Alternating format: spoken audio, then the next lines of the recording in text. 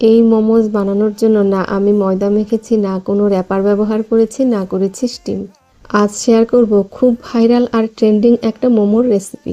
সবার প্রথমে আমি স্টাফিংটা বানাবো। তার জন্য প্রথমে একটা প্যান গরম করে তাতে সাদা তেল দিয়ে দিলাম আদা রসুন বাটা।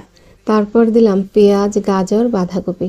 গাজর আর বাঁধাকপিটা একটু নরম হলে দিয়ে দেব পনির।